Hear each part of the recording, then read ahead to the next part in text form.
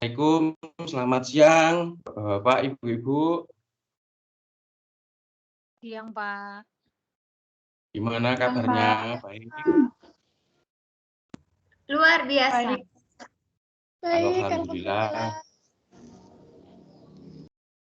Sebelumnya perkenalkan, nama saya Andi Suliawan, perwakilan dari Universitas Majung,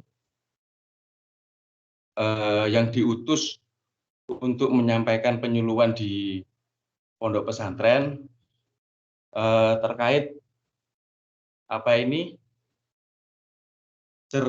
seringnya yang dikeluhkan di pondok pesantren, yaitu penyakit skabies. Langsung kita mulai saja ya untuk pembahasan materinya.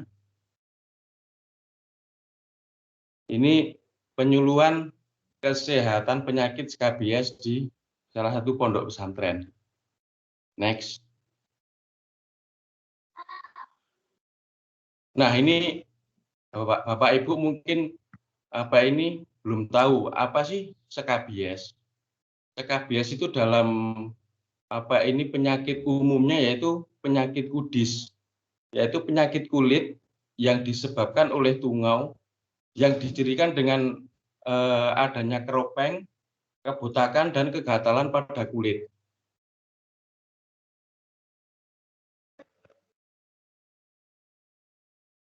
Apa sih yang menyebabkan penyakit skabies atau lebih umumnya itu penyakit kudis? Salah satunya penyebabnya adalah yaitu ini hewan. Ini yang disebut hewan tungau.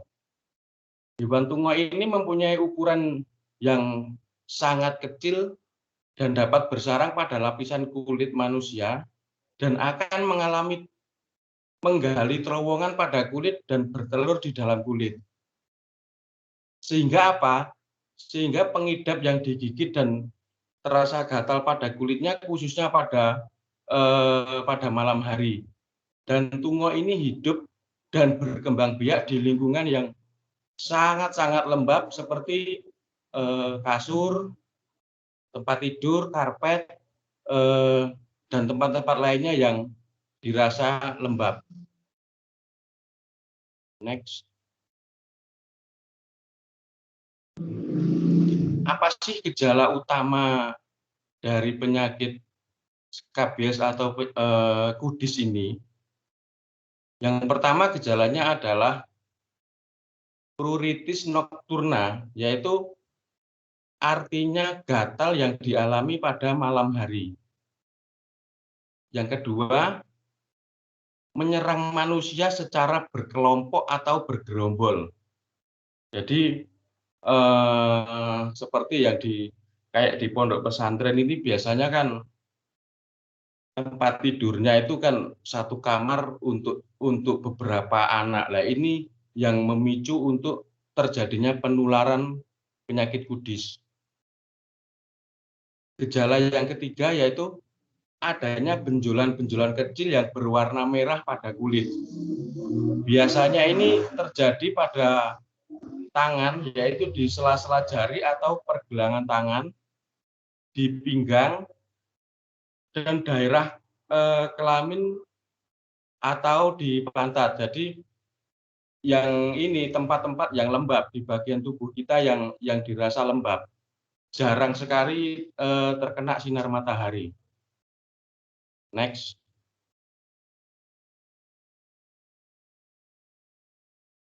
Nah, bagaimana sih Bapak-bapak, Ibu-ibu, skabies ini cara penularannya? Yaitu ini ada beberapa cara penularan. Yang pertama yaitu dari hewan ke manusia, yaitu melalui ini gigitan hewan tungau tadi. Yang kedua dari manusia ke hewan, ini sangat jarang sekali. Yang ketiga dari manusia ke manusia. Ini yang sering terjadi dan sering diabaikan oleh si penderita skabies, yaitu melalui lewat kontak langsung maupun tidak langsung antara penderita dengan orang lain, yaitu melalui kontak seksual kulit, melalui baju, handuk, dan bahan-bahan lain yang berhubungan langsung dengan si penderita. Jadi misalkan si penderita itu berkelompok dengan mana atau apa, terus nanti bersentuhan kulit, berjabat tangan, dan itu tangan tidak langsung dicuci, itu yang yang memicu penularan kepada orang lain. Nah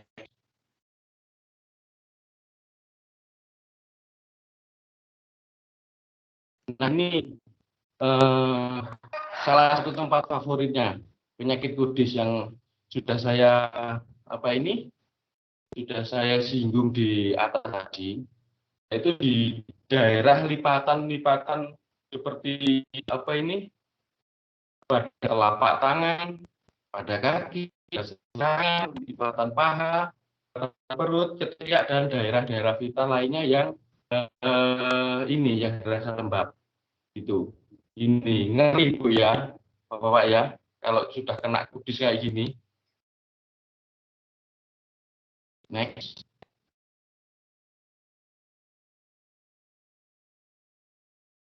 Nah, Bapak, Ibu-ibu, bagaimana sih pengobatannya? Biasanya kalau di daerah-daerah, kalau penyakit biasanya kan tidak mengetahui apa sih perbedaannya penyakit skabies atau gatal-gatal yang lainnya. Biasanya kalau misalkan orang digigit serangga, digigit nyamuk, digigit hewan selain hewan tungau, itu mungkin bisa pakai terapi, pakai minyak gosok, dan minyak angin biasanya itu tidak mempan.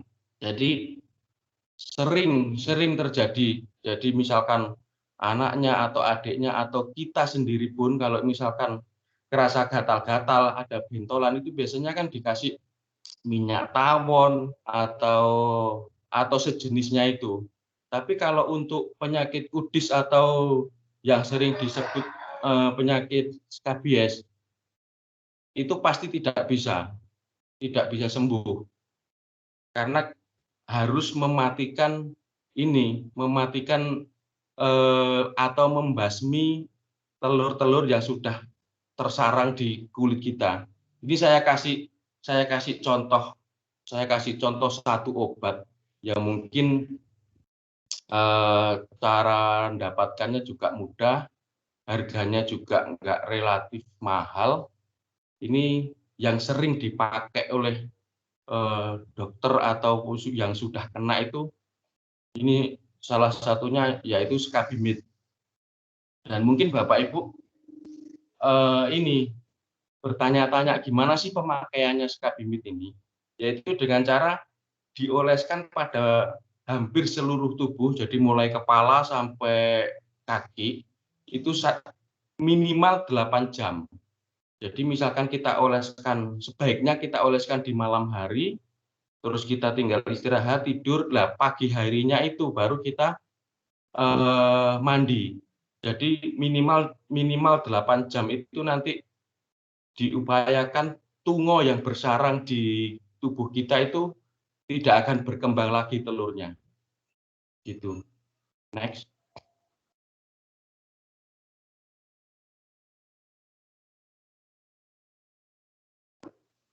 Nah ini, bagaimana cara pembasmiannya?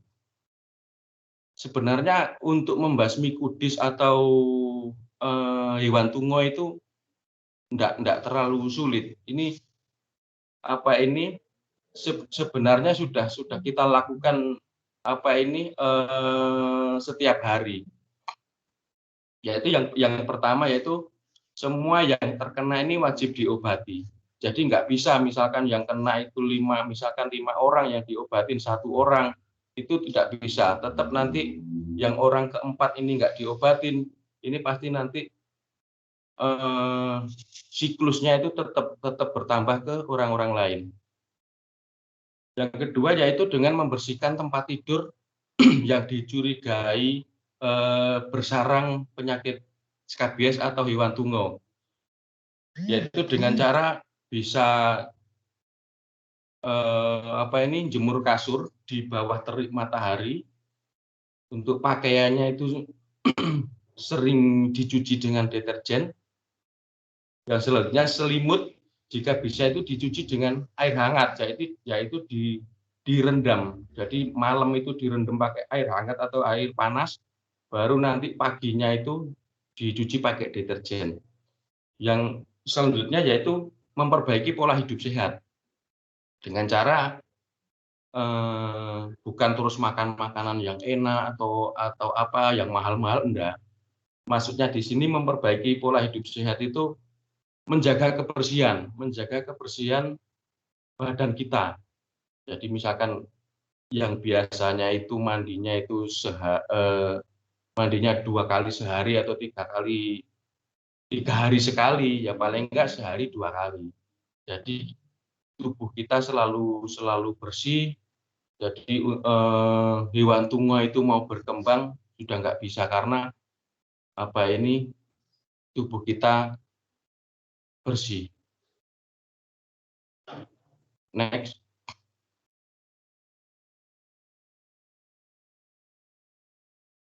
Nah ini, Bapak-bapak, Ibu-ibu, cara pencegahannya tadi.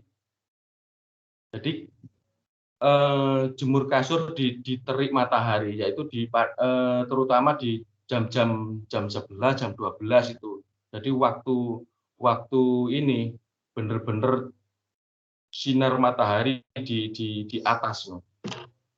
Yang kedua yaitu menghindari infeksi karena tidak ada vaksin yang mencegahnya. Jadi penyakit ini sih tergantung dari kita sendiri. Kalau kita bisa menjaga pola hidup sehat, terus kita bisa, ya mohon maaf kalau misalkan temannya itu sudah terkena penyakit skabies atau kudis, paling nggak kita bisa jaga jarak. Jadi kita diupayakan tidak ada kontak langsung.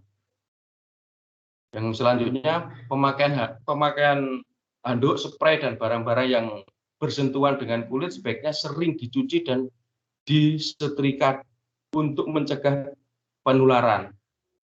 Jadi melalui setrika itu kan di situ kan terkena panas. Jadi kemungkinan kalau misalkan itu tungau dari pakaian kita yang habis kita cuci, kita jemur itu masih ada sisa-sisa telur tungau. Kalau kena setrika itu mungkin bisa mati karena kena panas itu. Next. Nah ini Bapak-bapak, Ibu-ibu, Mbak-mbak, Mas-mas, Masnya masih ada kan di sini? Pak Ito masih ada kan? Hadir, Pak.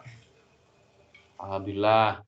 Ini untuk saran, mungkin ada punya adik atau mungkin yang sudah berkeluarga, punya anak yang nantinya bisa dikasih masukan lah, dikasih saran. Bagi ini, berhubung ini di pondok pesantren, untuk saran bagi santri sendiri, diharapkan santri bisa lebih meningkatkan dan menerapkan perilaku pencegahan dalam kegiatan sehari-hari di dalam pondok pesantren untuk mencegah terjadinya penyakit skabies yang berulang. Untuk bagi pondok pesantren sendiri, bagi pengelolanya, hendaknya pengurus pesantren lebih banyak lagi memberikan penyuluhan seperti kayak gini melalui petugas kesehatan, yaitu karena apa? Sebagai masukan informasi kepada para santri dalam rangka pencegahan penyakit kudis atau penyakit skabies. Itu Bapak-bapak, Ibu-ibu. Mungkin materi yang saya sampaikan cukup di sini. Apabila Bapak-bapak, Ibu-ibu dan semuanya dirasa ada pertanyaan atau ganjalan atau apa, monggo bisa kita sharing-sharing, kita bagi ilmu lah. Monggo. Saya mau bertanya Pak Andi. Dari mana? Irana. Saya mau bertanya, berarti skabies ini termasuk penyakit yang menular dan berbahaya ya Pak? Bahayanya. Nah, terima kasih Mbak Iren. Sebenarnya penyakit ini sih kalau dikatakan berbahaya sih enggak berbahaya dan hampir tidak berbahaya. Cuman gini, ini Mbak apa Ibu ini ya? Mbak. Mbak Iren. Ini Mbak Iren ya. Sebenarnya penyakit ini sih tidak berbahaya. Akan tetapi penyakit kudis atau penyakit skabies ini harus segera ditangani.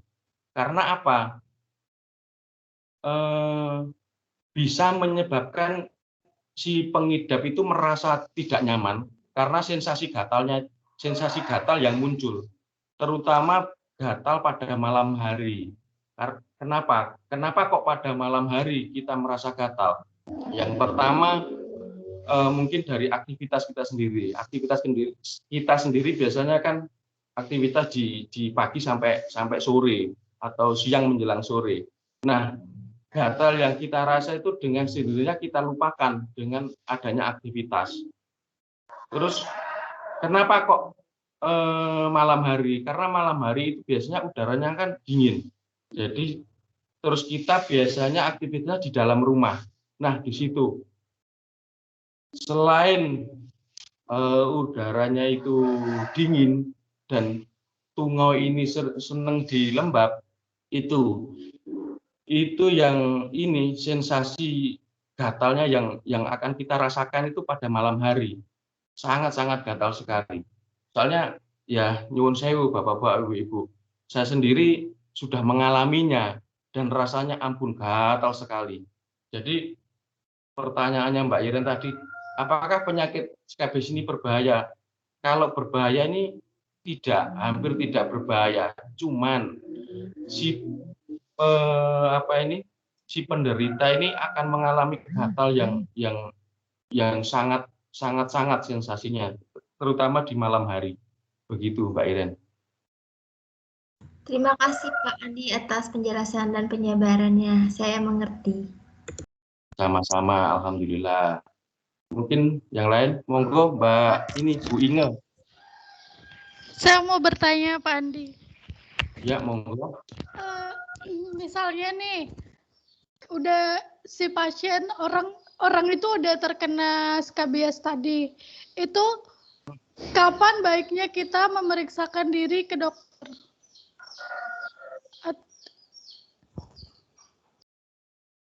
Gimana? Misalnya seseorang sudah terkena penyakit ini nih, kapan baiknya kita harus memeriksakan diri buat ke dokter gitu? Oh gitu. Ya. Jadi kalau kita gatal, mohon maaf sebelumnya, terima kasih pertanyaannya Mbak Inge. Kapan sih kalau kita merasa gatal dan untuk membedakan ini terus kena skabies atau enggak? Yang pertama yaitu gini Mbak Inge. Jika kita atau kalian semua itu memiliki ciri-ciri kudis atau skabies, yaitu dengan munculnya ruang kulit baru di bagian tubuh yang berbeda. Jadi, terus yang kedua adanya peradangan pada bagian tubuh lain. Yang ketiga terjadinya pembengkakan di bagian kulit. Yang keempat serta kita mengalami demam yang tinggi, yaitu berkisar demam kita di atas ini 80 derajat Celcius. Jadi kita kalau misalkan dari ciri-ciri tersebut itu misalkan ada peradangan, terus adanya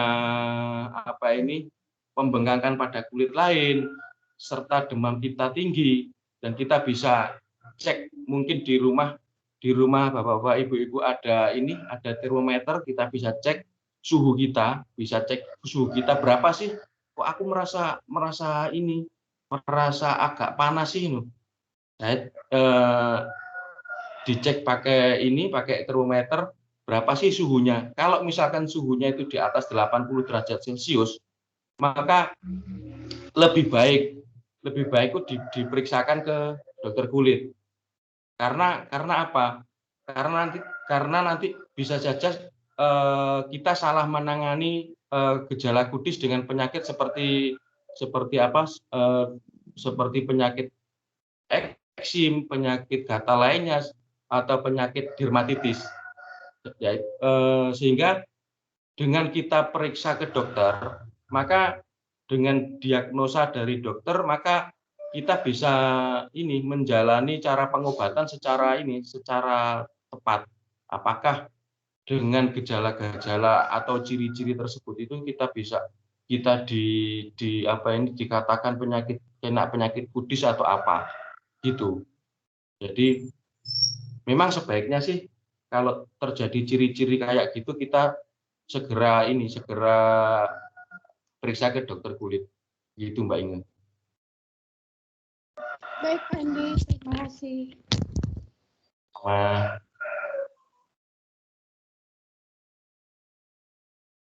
Apakah ada yang ditanyakan lagi? Monggo, nggak usah sungkan-sungkan, santai mawon.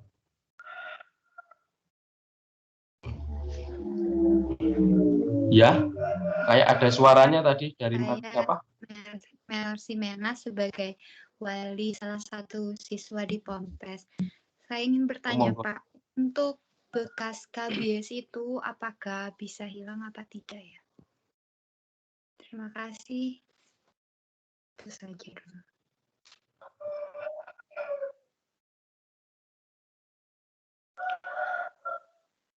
Apakah bekas KBS bisa hilang gitu? Mbak Melsi. Betul, Pak. Oh iya. Saya akan mencoba menjawab sebisa saya. Ini, apakah bekas kudis atau skabies ini bisa hilang? Itu gini, bekas bintik-bintik kudis itu bisa menghilang sepenuhnya itu setelah 1 sampai 2 minggu. Yaitu setelah benar-benar pengobatan skabies ini benar-benar berhasil. Jadi benar-benar infeksi atau telur yang bersarang di kulit kita atau di kulit penderita itu benar-benar berhenti. Jadi benar-benar sudah tidak berkembang biak. Jadi siklusnya itu benar-benar berhenti. Jadi misalkan kita selama 1 bulan ini pengobatan skabies dalam rangka untuk mematikan atau menghentikan telur tungau itu sendiri. Kalau dalam 1 bulan itu benar-benar infeksi tungau itu benar-benar berhenti. Nah, nanti 1 sampai 2 minggu setelah pengobatan itu nanti secara nggak langsung atau pelan-pelan itu nanti bekasnya itu akan hilang dengan sendiri. Gitu, Mbak Melsi. Halo, apa masih dengar suara saya? Iya, Pak, sudah sangat jelas. Terima kasih atas jawabannya, Pak. Ya, sama.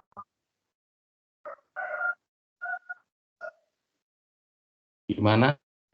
Masih ada yang dipertanyakan atau kurang ada yang kurang jelas? Saya Pak. Oh ya, ini Pak siapa ini? Pak Agus Darminto. Dipanggil Mas aja Pak. Monggo, oh gitu. Panggil Ya. Mas Agus. Siap, ye. Ya, Mas terima kasih. Agus, monggo Mas Agus. Ya Pak, terima kasih untuk kesempatannya. Terima Sama-sama. kasih juga untuk penjelasannya tadi, dan saya rasa ini materi yang sangat menarik sekali. Nah, di sini saya penasaran sekali Pak. Ini apakah penyakit kudis atau skabies ini bisa sembuh sendiri tanpa ada pengobatan ya Pak?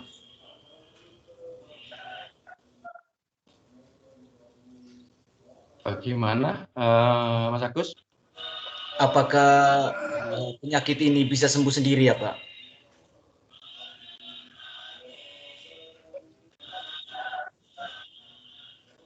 Apakah orang yang terkena kudis atau skabies ini bisa sembuh sendiri? Iya, benar Pak.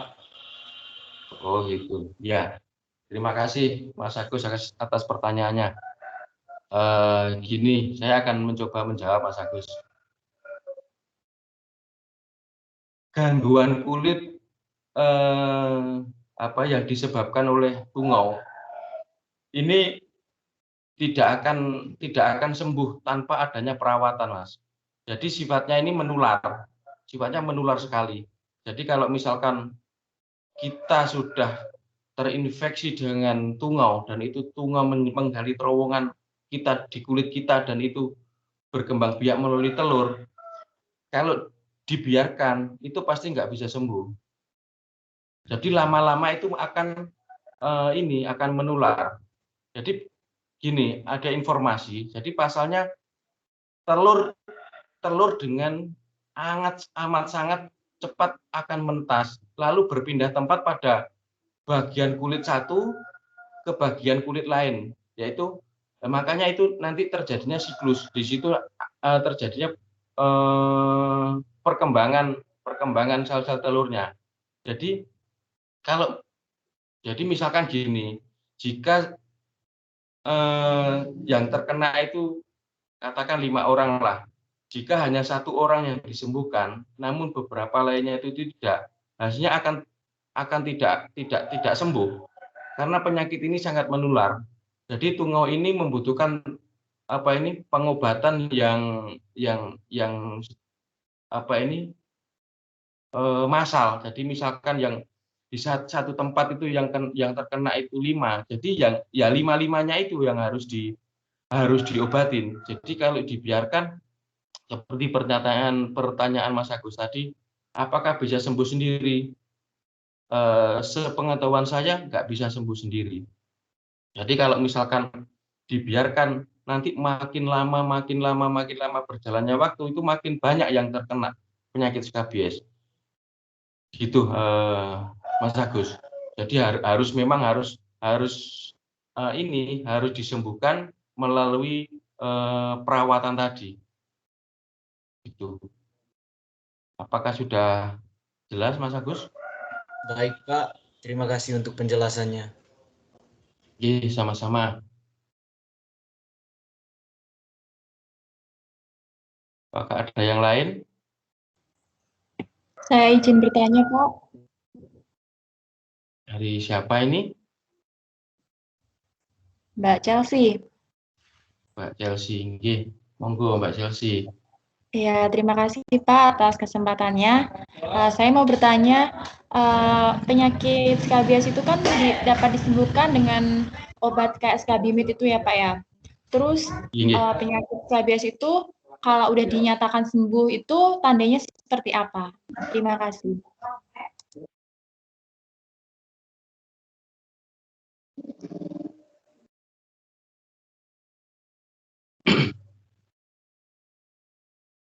Bagaimana tadi, Mbak Chelsea?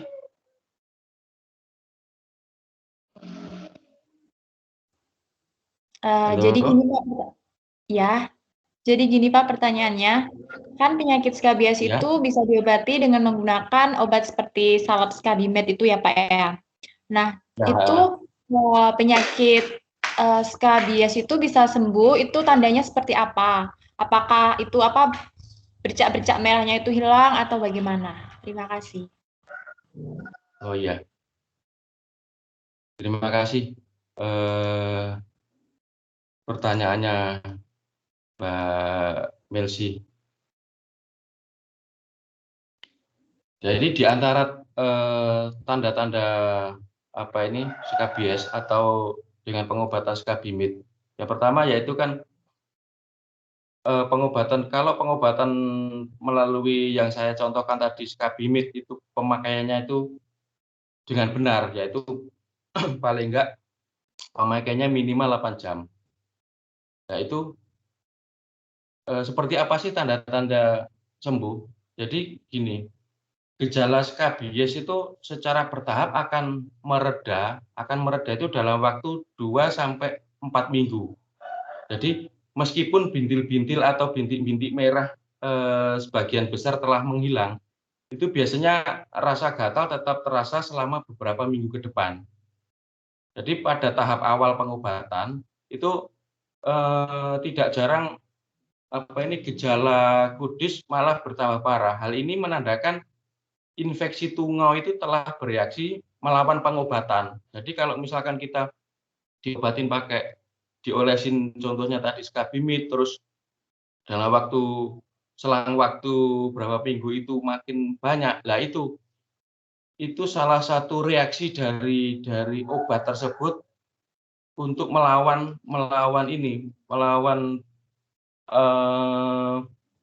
tungau tadi. Jadi sebaiknya jika gejala ini gejalanya itu kayak bintil-bintil merah, terus ini nanti dalam waktu selang 2 sampai 4 minggu nanti bintil-bintil merah itu akan dengan sendirinya mereda, akan sembuh dengan sendirinya. Itu Mbak Chelsea. Jadi kalau misalkan pengobatan skabies melalui Skabimid itu benar-benar pengolesannya, pemakaiannya itu sudah sesuai aturan, nanti dalam waktu sekian tadi itu nanti bintil-bintil merah itu mulai mereda sendiri. Dan suhu tubuh kita yang kalau yang kena tadi 38 derajat Celcius nanti bisa turun, bisa di bawahnya itu. Itu Mbak Chelsea. Gimana? Baik Pak, terima kasih atas penjelasannya. Sama-sama. Mungkin ada yang lain atau sudah cukup jelas?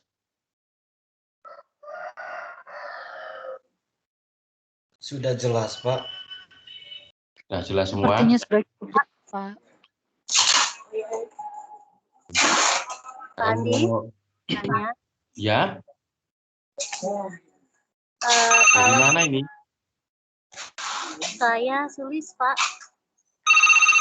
Oh, ya. Halo. Apa suara saya terdengar, Pak? Ya, terdengar. Monggo, Bu Sulis.